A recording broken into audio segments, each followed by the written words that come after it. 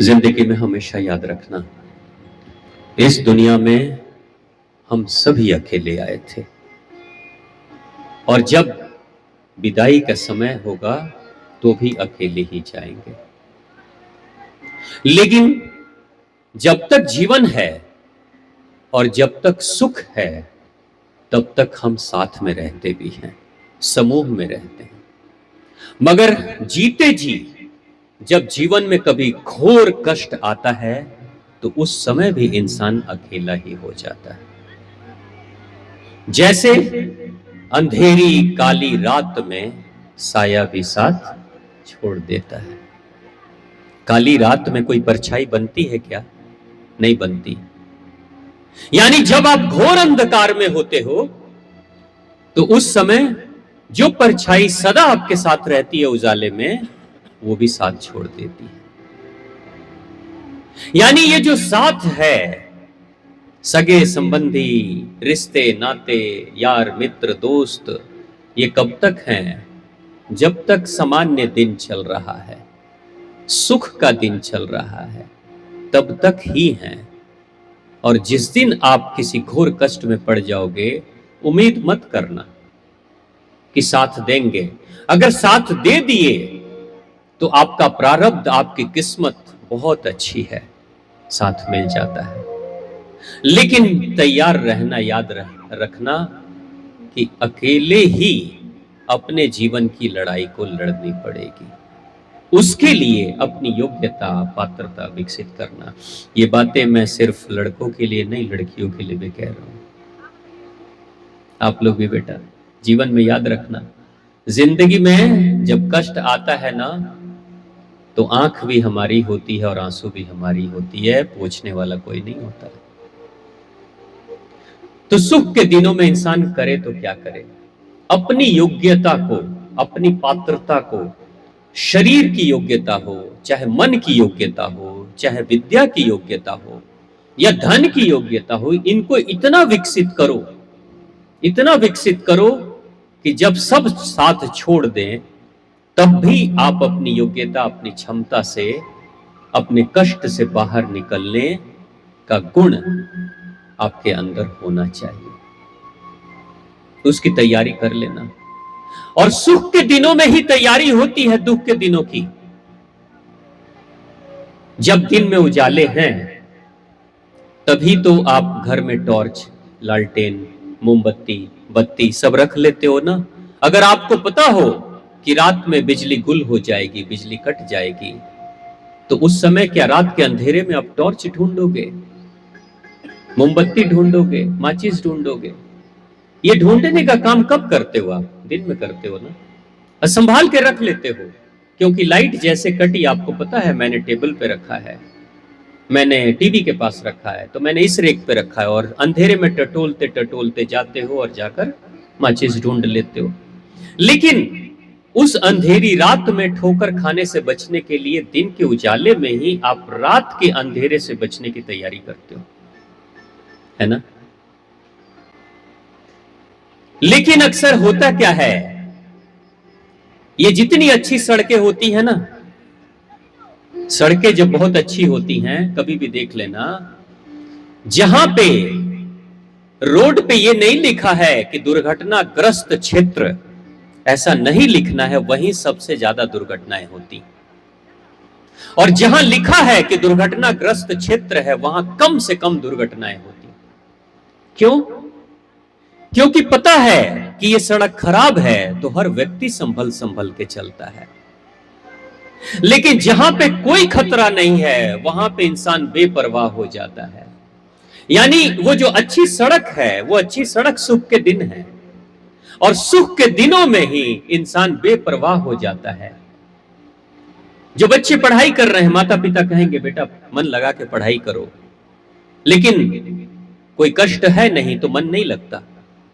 लेकिन वही लड़की, वही लड़का जब बड़ा हो जाता है और जिंदगी में बहुत कष्ट झेलता है, रोजी रोटी के लिए बहुत पसीने बहाता है, मेहनत मशक्कत करता है, रोता है, बिलखता है, शरीर टूटता है, तो उस समय वही बाप और वही माँ अपने बेटे और वे अपनी बेटी को कहते हैं पढ़ाई कर लो, अभी मौका है, पढ़ाई कर लो।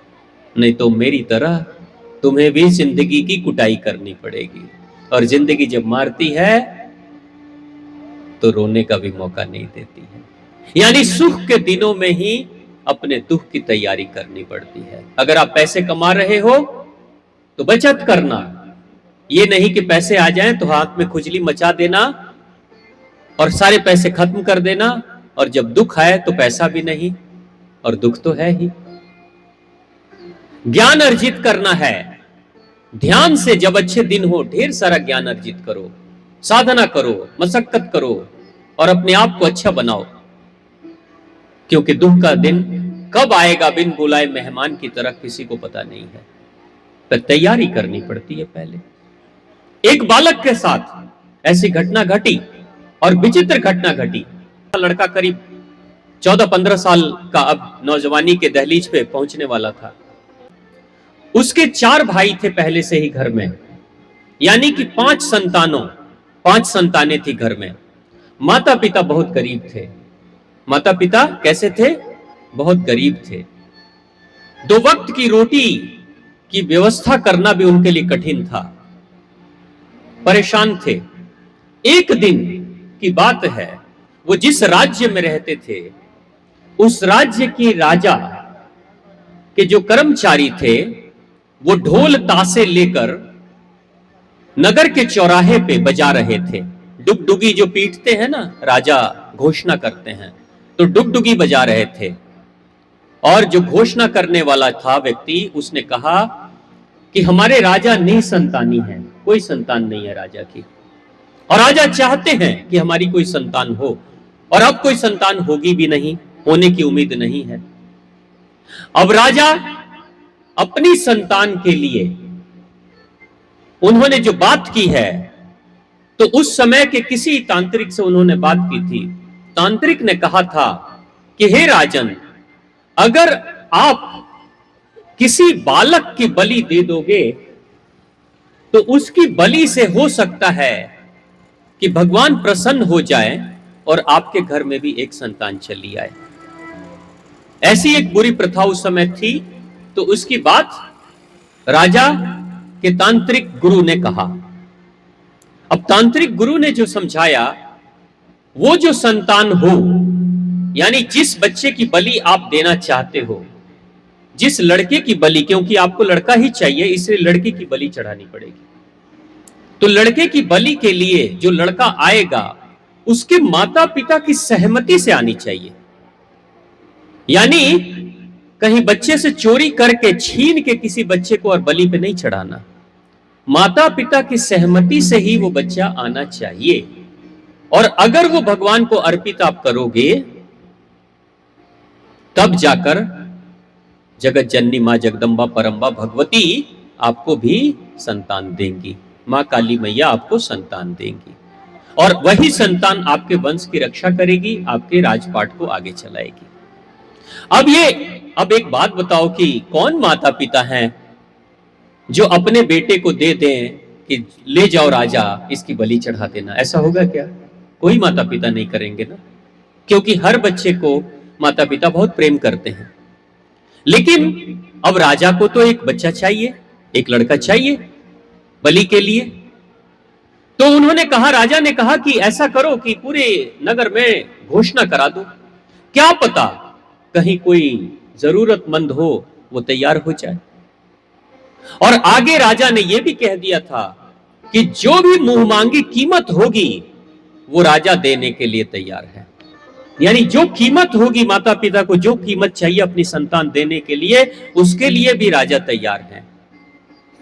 अब जब डुगडुगी बजाने वाला, घोषणा करने वाला व्यक्ति था, वो वही घोषणा कर रहा था कि मेरे राजा को एक संतान चाहिए, एक लड़का चाहिए, एक पुत्र चाहिए। स्वेच्छा से जो माता पिता देना चाहेंगे वो राजा से संपर्क करें, मुंह मांगा इनाम मिलेगा आपको। यानी जो आप चाहेंगे वही आपको मिलेगा। जितनी दौलत, जितनी कीमत चाहोगे उतनी कीमत आपको मिल जाएगी। अब यह घोषणा जब पूरे नगर में हो रही थी तो कोई तैयार नहीं हुआ, लेकिन जिसके घर में 5 बच्चे थे और बहुत गरीबी थी, 2 वक्त की रोटी का इंतजाम करना भी कठिन था, उसके घर के जो पिताजी थे वो कहते हैं कि चिलचिलाती धूप में मैं काम करता हूं, तब भी भरपेट अनाज की व्यवस्था मैं कर नहीं पाता हूं।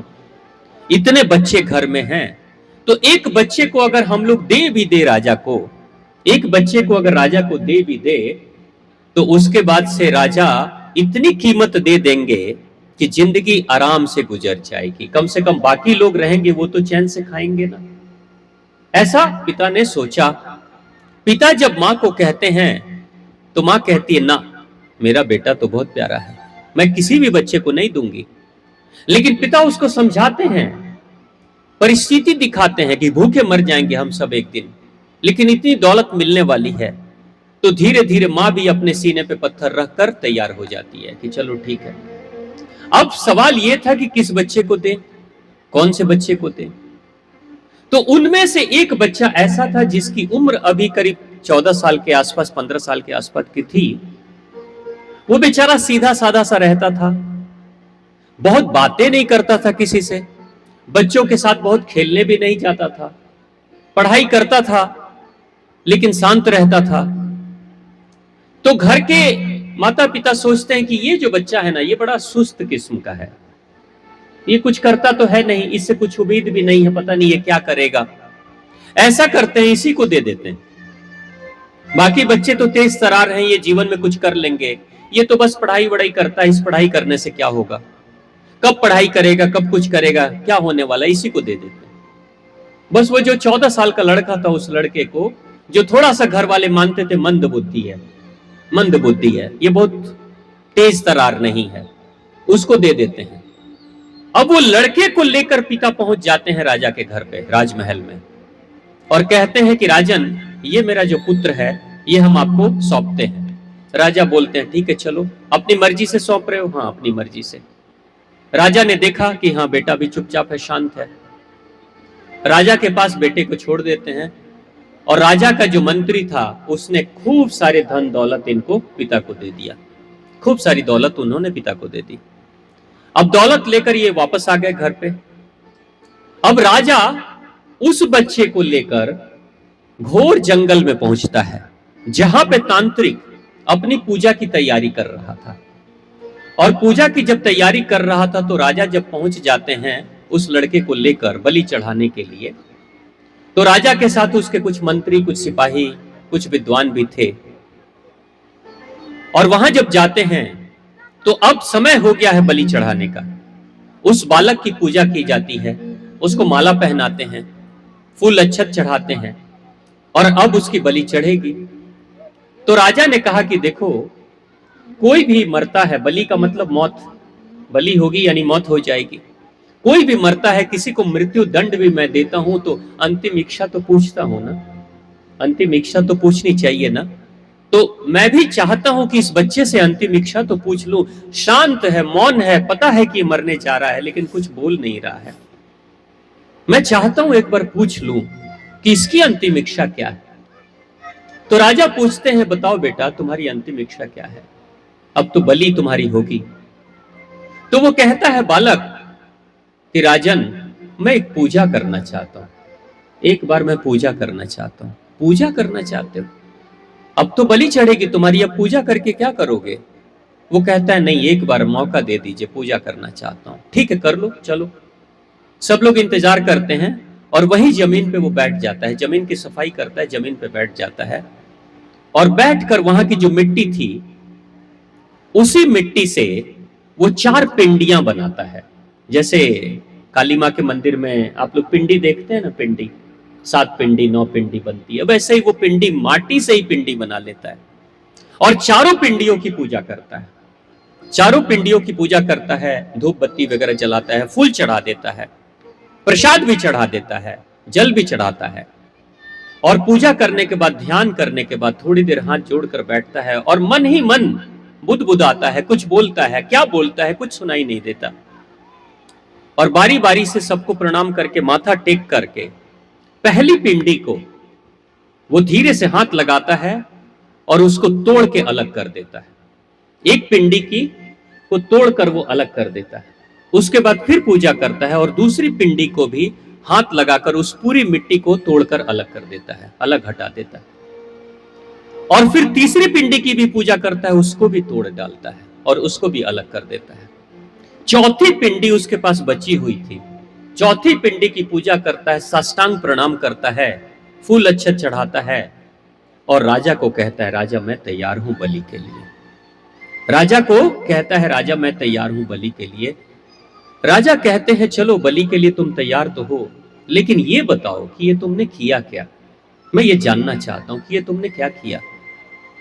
वो कहता है कि मैं एक संतान हूं, इस धरती पे जब कभी भी कोई बालक या बालिका आते हैं तो उनकी संतान, वो किसी न किसी की संतान होती है। मैं एक संतान हूं, मेरे 4 रखवाले थे, 4 रखवाले, इन्हीं 4 की पूजा मैंने की है।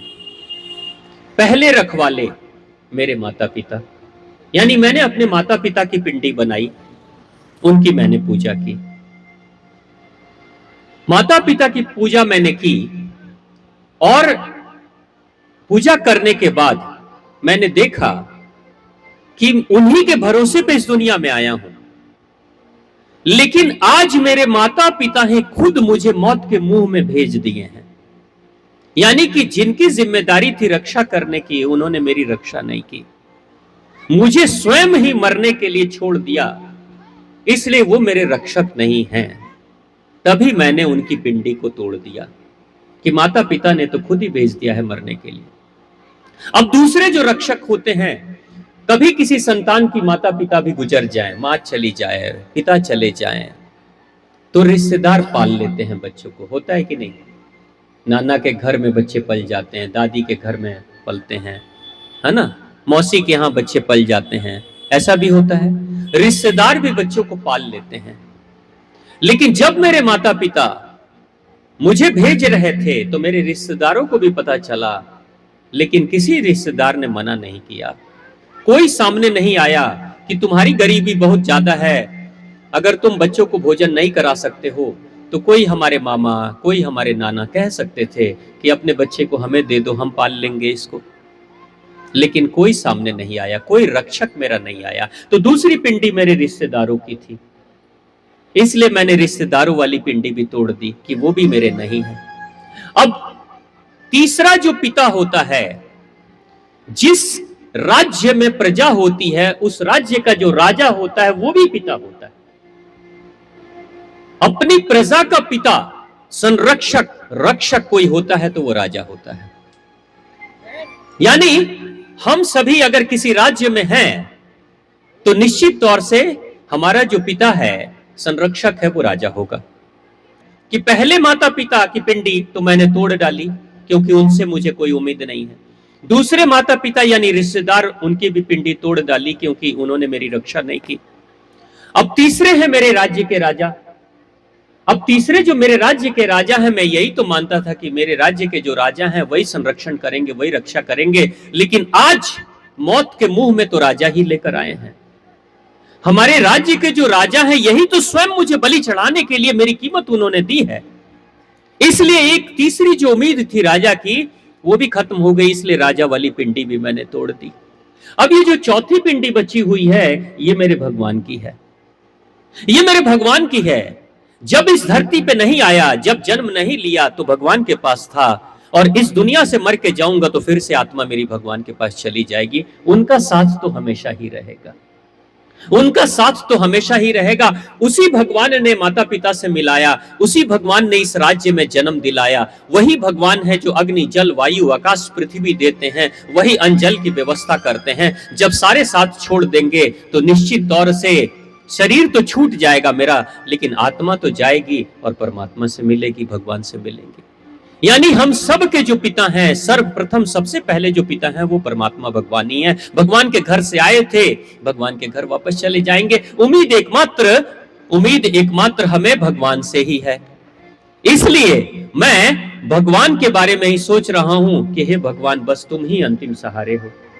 इसलिए एक पिंडी मात्र मैंने रखी है कि अब इस दुनिया से कोई उम्मीद नहीं, ये दुनिया बड़ी स्वार्थी है, अब तो भगवान के घर आना है, इसलिए भगवान के घर जाना है और भगवान से मिलना है। भगवान तो नहीं छोड़ेंगे क्योंकि आत्मा अंश तो भगवान का ही है, इसलिए मैं भगवान की पिंडी को सुरक्षित मैंने रखा है और उन्हीं को याद करके, उन्हीं की उपासना करके मैं अब जा रहा हूं, प्रस्थान कर रहा हूं। राजन, मैं बलि के लिए तैयार हूं। वो कहता है, राजन मैं बलि के लिए तैयार हूं। विनम्र होकर जाता है, बलि की वेदी पे बैठ जाता है, बलि की वेदी पे बैठ जाता है और सर झुका लेता है। तांत्रिक बलि की तैयारी करने लगता है। राजा स्तब्ध होकर खड़ा है, ऐसे खड़ा है जैसे कि कोई मूर्ति खड़ी है। राजा के मन में मंथन चल रहा है, चिंतन चल रहा है, उधेड़ बुन चल रहा है। ऐसा लगता है बवंडर उठा हुआ है विचारों का, इतने सारे विचार आ रहे हैं। और जैसे ही बलि देने के लिए जैसे ही वो कटार उठाता है तांत्रिक कि अब मैं बलि दे दूंगा इस बच्चे की, मां काली की मूर्ति सामने लगी हुई है, मां भगवती की मूर्ति लगी हुई है और वो बलि दी जा रही थी भगवती के लिए, ताकि मां भगवती का आशीर्वाद मिलेगा और बच्चा होगा राजा को। तो राजा ने बच्चे को देखा और मां भगवती को देखा, और मां भगवती के जब दर्शन उसने किए तो ऐसा लगा मां भगवती कुछ कह रही है, ऐसा लगा जैसे मां भगवती ज्ञान दे रही है। और जैसे ही लगा कि मां भगवती उसे कुछ ज्ञान दे रही है, राजा कहता है रुक जा, राजा कहता है रुक जा, मत दे इसकी बलि। तांत्रिक कहता है शुभ मुहूर्त बीता जा रहा है, तांत्रिक कहता है शुभ मुहूर्त बीता जा रहा है राजन, अगर शुभ मुहूर्त में बलि नहीं दूंगा तो तेरी कोई संतान नहीं होगी। वो कहता है रुक, मैं कुछ सोच रहा हूं। वो कहता है ज्यादा मत सोचो, अब समय बीता जा रहा है, अब उधेड़ बुन चल रहा है। राजा कहता है रुक जा। दौड़ के राजा जाता है, उसके गले से माला उतारता है और अपने उस बच्चे को सीने से लगा लेता है राजा, और कहता है नहीं, इसको नहीं मरने दूंगा, इसकी बलि नहीं चढ़ाने दूंगा, यही मेरी संतान है, यही मेरा बच्चा है। कल को अगर बलि मैं चढ़ा दूंगा, मां भगवती का संदेश आया कि कल को तू बलि चढ़ा देगा तो तेरी संतान कैसी आएगी इसकी कोई गारंटी नहीं है। कल संतान जो पैदा होगी वो तेरी मानेगी कि नहीं मानेगी, साम्राज्य को आगे बढ़ाएगी कि नहीं बढ़ाएगी, चतुर होगी कि नहीं, बुद्धिमान होगी कि नहीं, ज्ञानवान होगी कि नहीं, इसकी कोई गारंटी नहीं है। लेकिन मौत के समक्ष भी ये खड़ा होकर ये 14 साल का बच्चा जब इतने ज्ञान की बातें कर रहा है, तो निश्चित तौर से जो मौत के सामने अच्छे अच्छों का ज्ञान भी फीका पड़ जाता है, अच्छे अच्छों की शिक्षा फीकी पड़ जाती है, जब इतना ज्ञानवान है और विनम्रता से मौत को स्वीकार कर रहा है, तो निश्चित तौर से ये परम ज्ञानी है। और ऐसी संतान जो आज मुझे मां भगवती के आशीर्वाद से मिल गई है, अब दोबारा से इस संतान को छोड़ूंगा नहीं, आज के बाद यही मेरा दत्तक पुत्र है, यही मेरी संतान है, इसी की रक्षा मैं करूंगा। और राजा को उसकी संतान मिल जाती है। मां जगत जननी, मां जगदम्बा, मां परम्बा क्या कहती है? मां ज्ञान देती है, संदेश देती है, लेकिन अंदर के पट को, अंदर की आंखों को मां खोलती है। अगर कोई संवेदनशील इंसान होता है और अपने अंदर के पट को, अपने अंदर के चक्षु को खोलता है, ज्ञान के चक्षु को खोलता है, त्रिनेत्र को खोलता है, तो मां भगवती हमेशा से उसको संदेश देती है। जानने वाले उस संदेश को ग्रहण करते हैं और अब जीवन को धन्य कर लेते हैं। वो राजा, उस राजा का वो बेटा जो था दत्तक पुत्र, वो ऐसा प्रतापी बना, ऐसा ज्ञानी बना कि उसके राज्य को बहुत बड़े साम्राज्य के रूप में उसने बदल दिया, और एक चक्रवर्ती सम्राट वही गरीब का बच्चा जाकर बाद में बना, और उसकी कृति दूर दूर तक फैलने लगी। तो प्रेम से बोलिए मां आद्य शक्ति, मां भवानी की, मां जगदम्बा, मां परम्बा की, और आप सभी की जय हो।